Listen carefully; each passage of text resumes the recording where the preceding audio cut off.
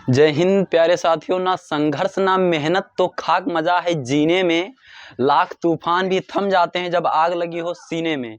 तो आज हम क्लास स्टार्ट करते हैं एक मोटिवेशन शायरी के साथ। तो कहते क्या है कि ना संघर्ष ना मेहनत तो खाक मजा है जीने में, लाख तूफान भी थम जाते हैं जब आग लगी हो सीने में। केवल एक जुनून होना चाहिए बस। अभी हमारा प्रकाश का टॉपिक खत्म हुआ, उसे नीलू भैया खत्म किए हैं। और इससे पहले हमारे क्लास 9th में 2 वीडियो हो चुका है गति से, ये तीसरा वीडियो है। वो अगर जो आप नहीं देखे 2 वीडियो तो उसे पहले देख ले। तो आज के इस अध्याय में हम बात करने वाले हैं दूरी एवं विस्थापन के बारे में। किसके बारे में बात करेंगे? दूरी एवं विस्थापन विस्थापन। यह है दूरी एवं विस्थापन। अब जो पहली परिभाषा यहां से निकल कर आती है वो निकल कर आती है कि दूरी। बहुत लोग पूछते हैं दूरी को हम डिस्टेंस कहते हैं। अभी बताएंगे कि कहां पे डी से प्रदर्शित किया जाता है, कहां पे यस से प्रदर्शित किया जाता है। बने रहें आप अभी स्टडी सेंटर पर। तो देखिए दूरी किसे कहते हैं? जब किसी गतिमान वस्तु द्वारा, कैसी वस्तु होगी? जब किसी गतिमान वस्तु द्वारा, जब किसी गतिमान वस्तु द्वारा तय की गई पथ की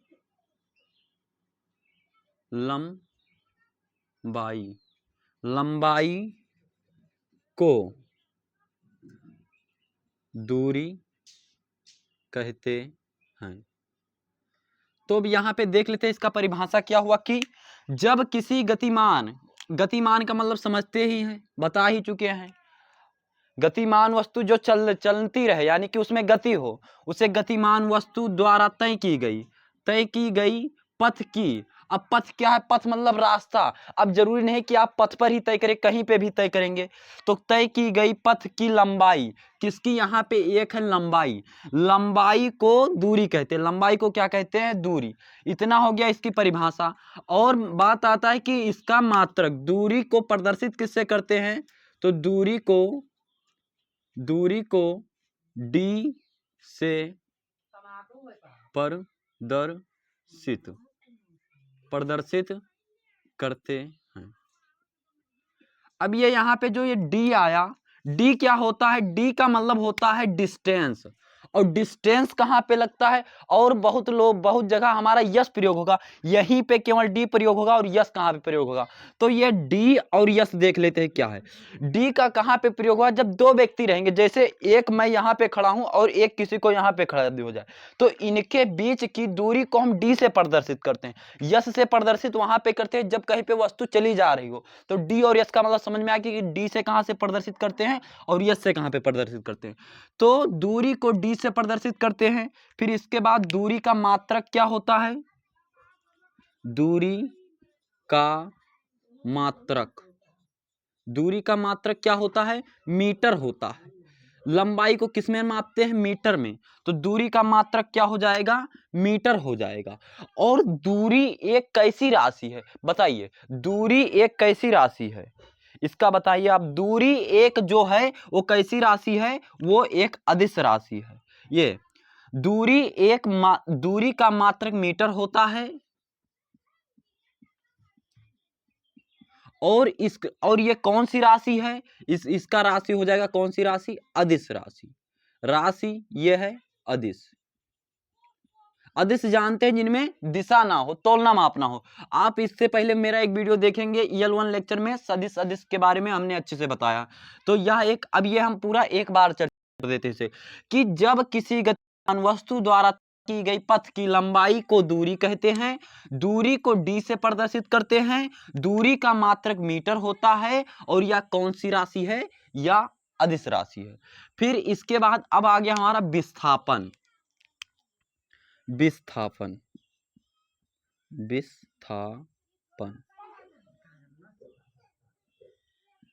विस्थापन कैसे होगा? किसी गतिमान वस्तु द्वारा, कैसी वस्तु हो? किसी गतिमान वस्तु द्वारा, किसी गतिमान वस्तु द्वारा किसी गतिमान वस्तु द्वारा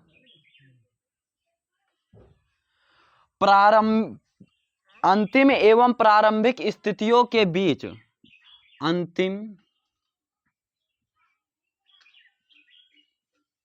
एवं प्रारंभिक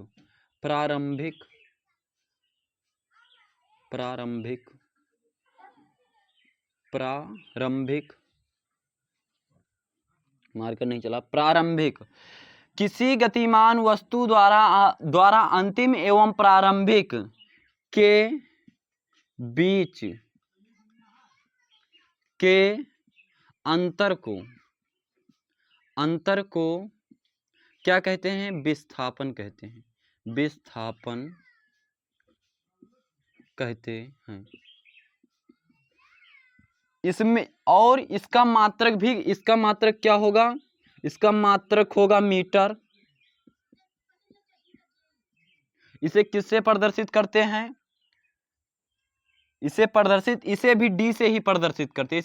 इसे स्मॉल डी से प्रदर्शित करते हैं। इसे प्रदर्शित करेंगे, इसे प्रदर्शित करते हैं स्मॉल डी से।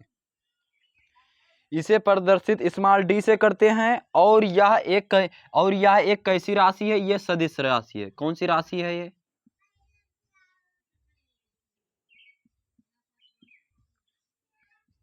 राशि क्या है इसकी? सदिश। ये हो गया। फिर इसके बाद अगला जो हमारा टॉपिक आता है वो आता है कि एक समान तथा असमान गति। तो अब हम उसे खत्म करते हैं, इसे मिटा दें। आप इसका स्क्रीनशॉट लेना चाहते तो स्क्रीनशॉट ले लीजिए।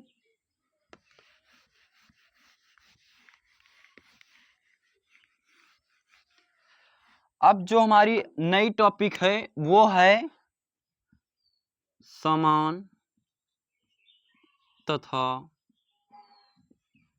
असमान गति।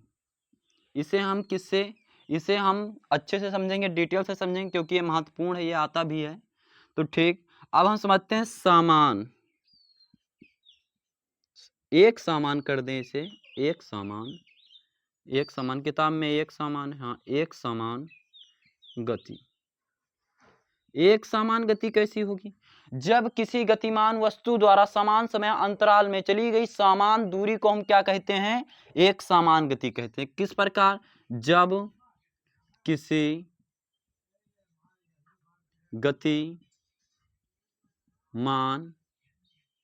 वस्तु द्वारा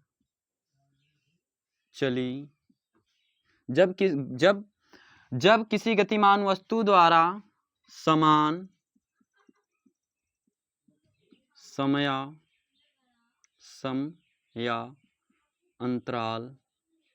समान समय अंतराल में चली गई समान दूरी को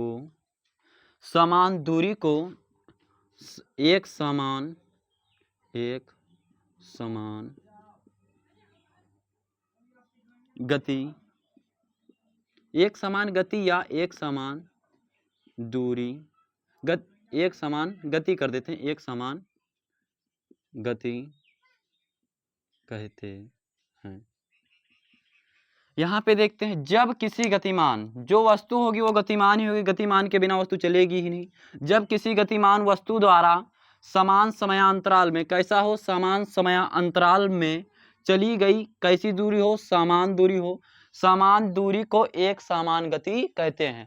इसका फिगर किस तरह बनता है तो वो भी देख लेते हैं, फिगर के माध्यम से समझते हैं। अब ये क्या है? ये है टी यानी कि समय, और ये क्या है? यस यहाँ पे क्या है? दूरी है। तो ये जो एक कोई वाहक है, ये वाहक है।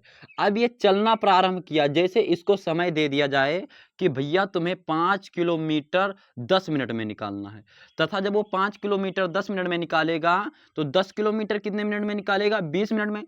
तो इसको इस तरह दे दिया जाए कि एक थ्योरी दे दी जाए कि तुम्हें 5 किलोमीटर 10 मिनट में और 10 किलोमीटर 20 मिनट में, यानी कि यहाँ पे क्या हो रही है? समान दूरी समान समयांतराल में निकाला जा रहा है।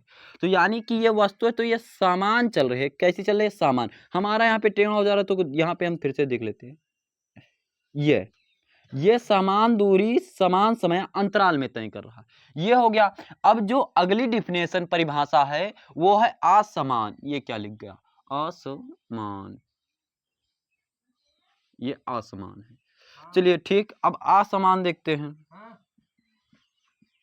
असमान, असमान गति। अब हम इसे इतना ना लिख के, खैर यहाँ पे नहीं लिखेंगे, अब इसी को हम थोड़ा यहाँ पे बात कर लेते हैं, क्योंकि ये असमान है, ये वैसे लग रहा है। तो इसका हमारा हो जाएगा कि जब किसी गतिमान वस्तु द्वारा समान समय अंतराल में चली गई कैसी दूरी हो? असमान हो। असमान दूरी को हम असमान गति कहते हैं। क्या कहते हैं? असमान, असमान गति कहते हैं। और तब इसका ये फिगर भी नहीं बनेगा। तब अब जब फिगर भी चेंज होगा, कैसे चेंज होगा? अब इससे कह दिया गया कि भाई ये एक कोई वाहक है, ये चलाने वाला कोई बंदा है, कोई गाड़ी चला रहा है। इससे कहा गया तुम्हें इतना निकालना, तो ये तो सामान का था। अब ये क्या करता है? अब इसे बोला गया कि तुम्हें 20 किलोमीटर की दूरी तय करना है, एक 5 किलो और एक 10। ये अब ये 5 किलोमीटर की दूरी तय करता है 10 मिनट में, और तथा 10 किलोमीटर की दूरी करता है 15 मिनट में। तो ये क्या हुआ? ये असमान हो गया। तो इसी को हम क्या कहते हैं? असमान। तो ये जो बंदा होगा वो किस तरह चलेगा? वो चलेगा, पहले जाएगा 10, पहले ये 10 मिनट में गया, फिर ऐसे ऐसे ऐसे ऐसे। ठीक। खैर आज यहीं तक। खैर हमारा वीडियो देखते रहिए आप सब लोगों को। आपको 40 दिन में 40 वीडियो मिलना है, लगातार 40 नहीं तो 20 वीडियो अवश्य मिलना है। हम डेली आप लोगों के साथ मेहनत करेंगे और आप भी हमारे साथ मेहनत करिए। मिलते हैं अगले वीडियो में। जय हिंद।